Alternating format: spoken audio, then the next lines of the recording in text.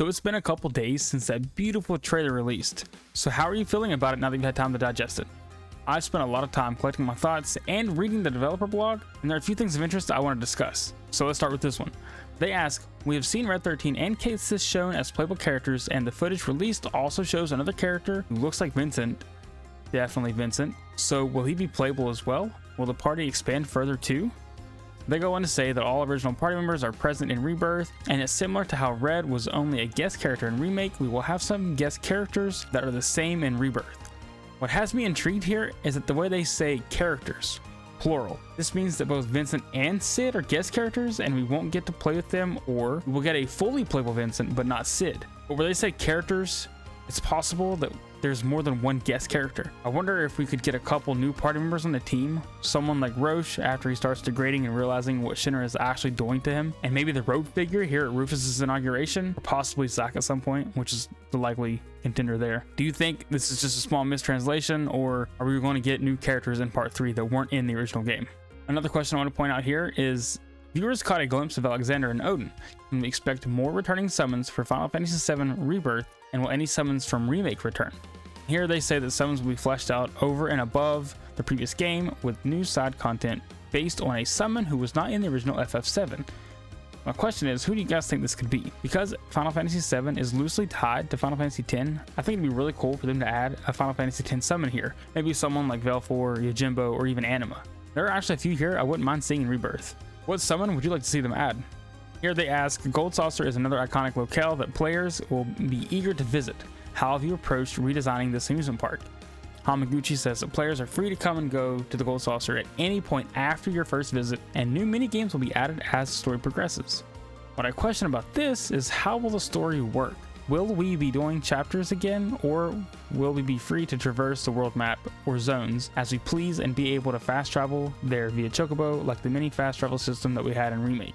Later in this blog, Hamaguchi does say that it will be possible to return to any of the regions in the world even after the main quest moves on from that area, so you don't have to worry about leaving things behind or unfinished. So it seems that the chapter format is gone and replaced with a free and open map. So if you think they're going to be able to actually pull off a fully explorable world map and not have it feel contained, like the video.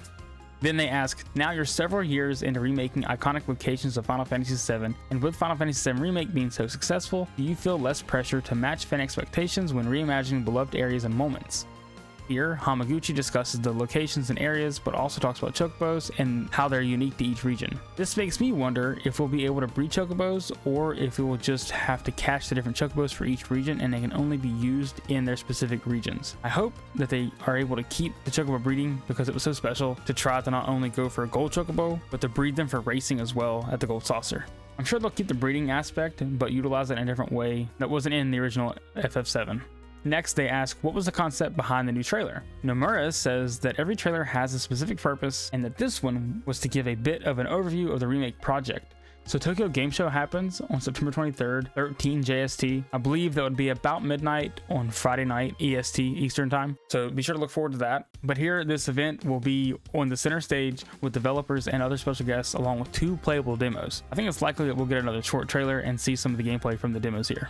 This question they ask, Final Fantasy VII Remake showed the story up until the escape from Midgar.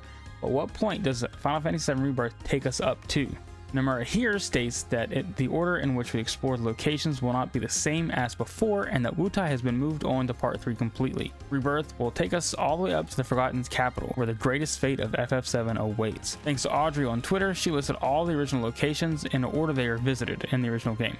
I think a couple of these will be very briefly visited, and then some will spend a few hours in. But what order do you think they'll appear in? I think we will see the order from Calm all the way to Costa del Sol to remain the same, but once we hit that beach, things will be very different.